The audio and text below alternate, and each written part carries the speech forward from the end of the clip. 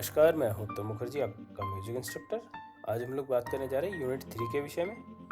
Unit 3 में आपके life sketch है, मतलब जीवन परिचय देना है आप लोगों को उस्ताद फैयाज खां का, कृष्णराव पंडित जी का और गुलाम अली खां साहब का। तो पहले हम लोग उस्ताद फैयाज अली खां के विषय में बात करते हैं।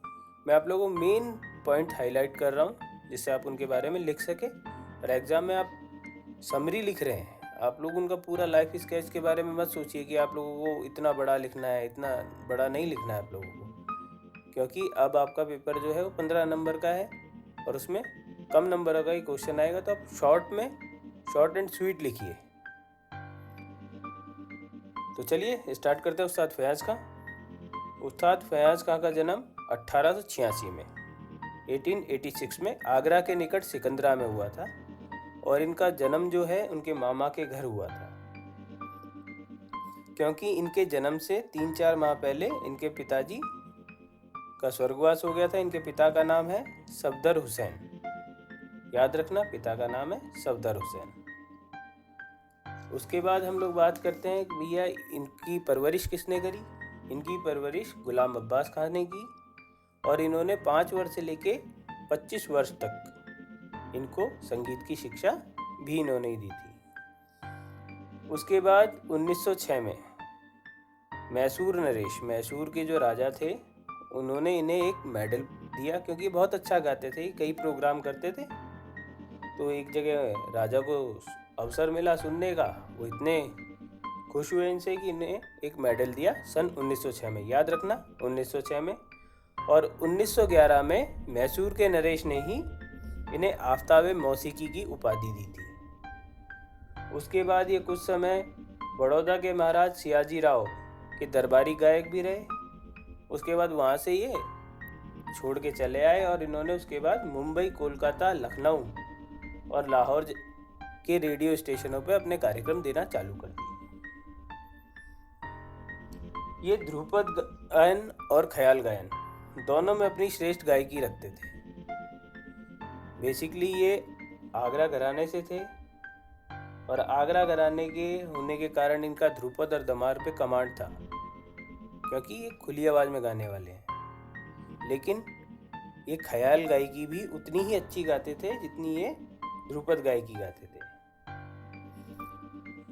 इनकी विशेष बात क्या है वो बिल्कुल याद रखनी है आप लोगों को, एग्ज़ाम में लिखना भी है कि इन्होंने अपनी लाइफ में 250 मतलब 250 ऐसी बंदिशें लिखी जिसमें इन्होंने अपना नाम जो है प्रेम पिया रखा है, यानी इनका उपनाम जो था वो प्रेम पिया था। इनकी कुछ मैं आप लोगों को बता देता हूँ बंदिशों के नाम, जिसमें इन्होंने अपना नाम प्रेम पिया रखा है। मोरे मंदिर अब लौ नहीं आए, एक बंदिश है। राम जोग में, ये भी एक बंदिश है। आज मोरे घर आए, ये भी एक बंदिश है। इसमें इन्होंने अपना नाम जो है या उपनाम प्रेम पिया रखा हुआ है। इनके शिष्यों के बारे में बता देता हूँ। इनके कुछ शिष्य जो प्रसिद्ध शिष्य हैं उनके नाम आप याद रखना। निसार हुसैन, अजमत हुसैन, शराफत हुसैन, बशीर खां, अता हुसैन, मालिक जां और शंभू महाराज। इनकी मृत्यु कब हुई? इनकी मृत्यु, ये डेट आपको याद रखनी है, 5 नवंबर 1950 में बड़ौदा में हुई थी। ये थे आपके उस्ताद फैयाज खां। उसके बाद हम बात करते हैं पंडित कृष्णराव शंकर जी के बारे में। कृष्णराव पंडित जी का जन्म 26 जुलाई 1894 को हुआ था। ये ग्वालियर के एक दक्षिणी ब्राह्मण परिवार में हुए थे, मतलब ग्वालियर में इनके पिताजी और रहते थे जो कि दक्षिण यानी साउथ के ब्राह्मण थे। इनके पिता का नाम शंकर राव जी था और ये भी एक प्रसिद्ध गायक थे। पंडित कृष्णराव जी की प्रारंभिक शिक्षा इनके पिता से ही हुई, जिन्होंने इन्हें संगीत की शिक्षा देना प्रारंभ किया। उसके बाद कृष्णराव शंकर जी बुद्धू खां साहब और नत्थू खां साहब जी से संगीत की शिक्षा लेने लगे। उसके बाद उन्होंने उस्ताद निसार हुसैन खां साहब की देखरेख में 12 वर्ष तक संगीत की साधना की। और उसके बाद पंडित जी का कंठ जो था वो सुमधुर हो चुका था और वो अपने प्रोग्राम करने लगे। उसके बाद उनकी प्रतिभा से प्रभावित होकर लोगों ने उनके प्रोग्राम पूरे कोने कोने में, देश के कोने कोने में होने लगे। उन्हें देश के हर कोने में बुलाया जाने लगा। संगीतोद्धारक सभा मुल्तान ने गायक शिरोमणि की उपाधि अहमदाबाद में दी थी। आई.ई. संगीत विभाग ने गायन विशारद और ग्वालियर दरबार ने संगीत रत्न अलंकार की उपाधि पंडित कृष्णराव शंकर जी को दी थी। पंडित जी लिखने के भी बहुत शौकीन थे और इन्होंने कई साहित्य लिखे हैं, जिनमें से प्रमुख मैं आपको बता रहा हूँ हारमोनियम, सितार, जलतरंग, तबला वादन। इस पर इन्होंने अपनी पुस्तकें लिखी हैं। इनकी रचनाओं में संगीत सरगम, सार, संगीत प्रवेश, संगीत आलाप, संचारी ये बहुत प्रसिद्ध पुस्तकें रही हैं।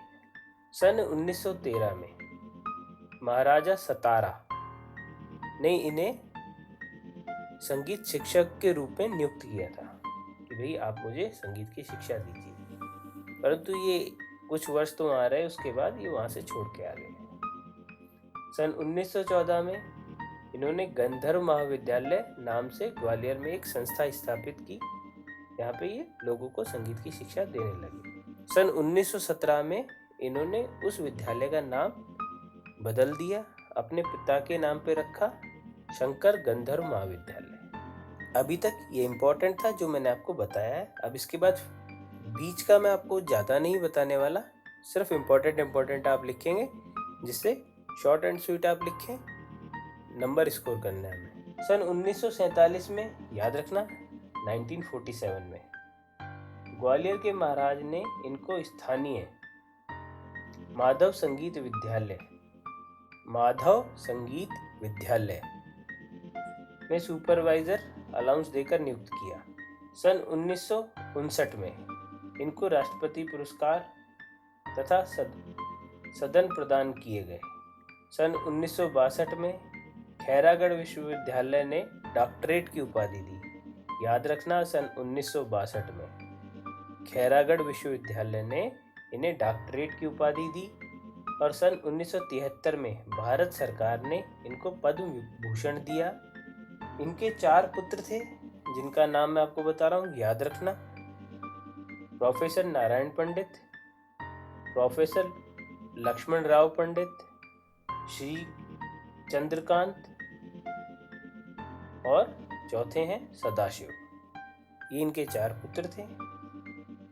अब इनके कुछ शिष्यों के नाम मैं बता रहा हूँ जो आपको याद रखने, 2-4 रखिएगा, बहुत रहेगा।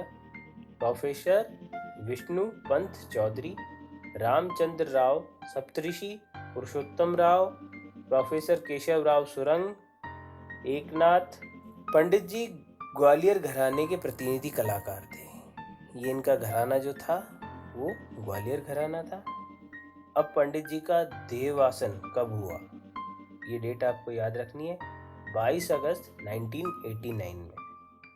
कब हुआ था? 22 अगस्त 1989।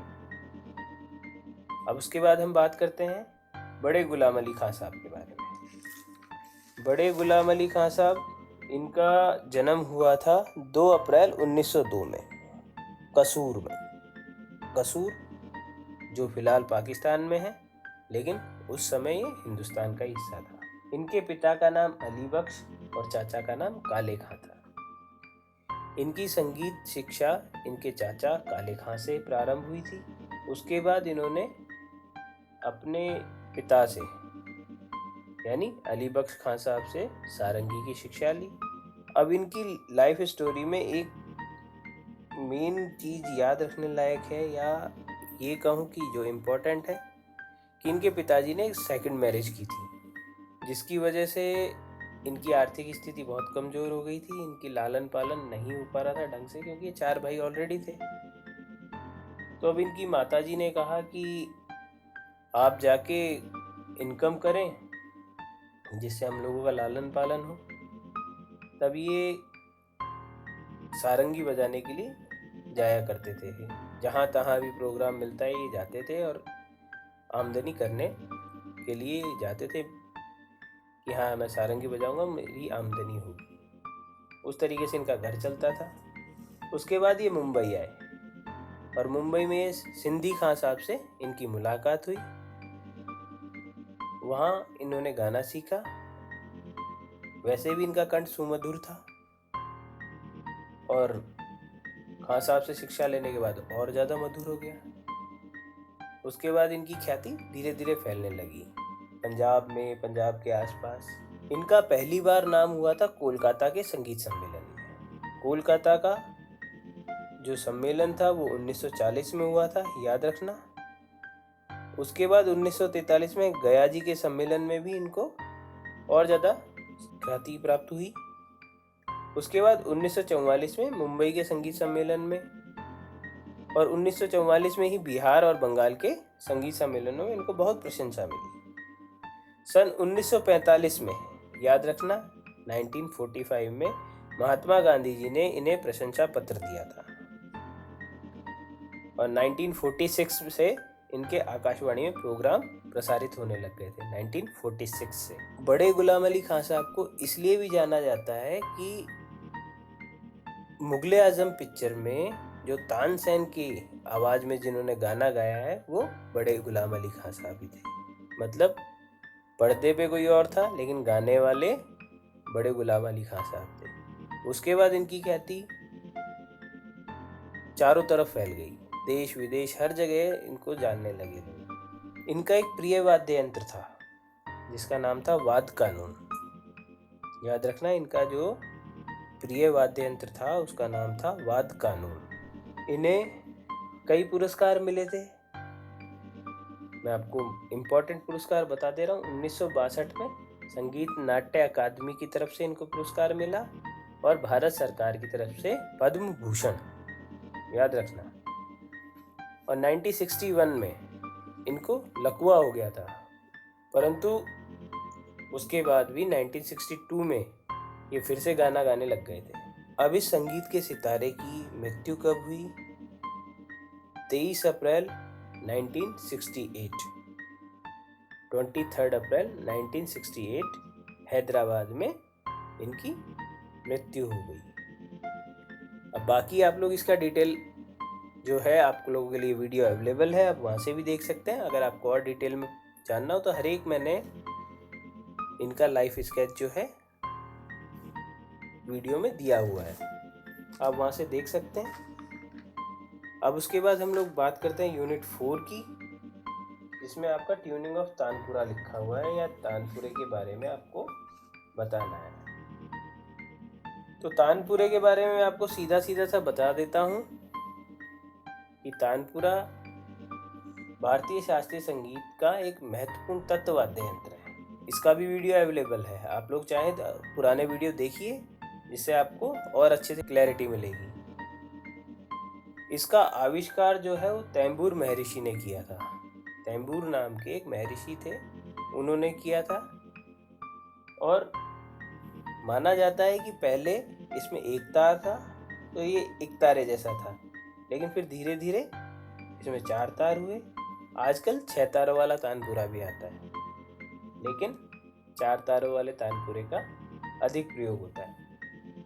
अब याद रखना, ट्यूनिंग ऑफ तानपुरा, आप पूरे उसके पार्ट्स लिखिए, सब कुछ लिख लिए। मेन टॉपिक है वो है ट्यूनिंग ऑफ तानपुरा। अब ट्यूनिंग ऑफ तानपुरा इसको अच्छे से समझना। तानपुरे में 4 तार होते हैं। पहला तार वो मंद्र सप्तक के पा में मिलाया जाता है।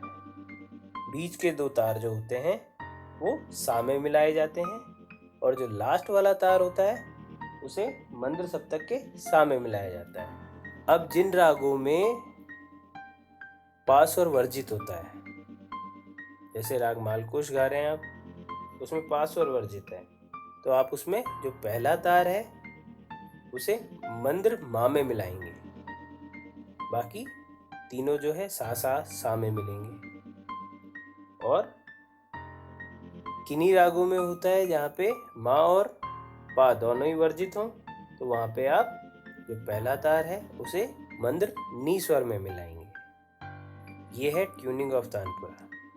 और उसके बाद आपको तानपुरे के विभिन्न भाग, तुम्बा, तबली, ब्रिज, डांड, लंगोट, गुल्लू, अटी, तार गहन और खूंटियाँ, तार, मनके, धागा, ये सब आप लोगों को पता है। मैं जानता हूँ आप लोग इतना तो जानते हैं।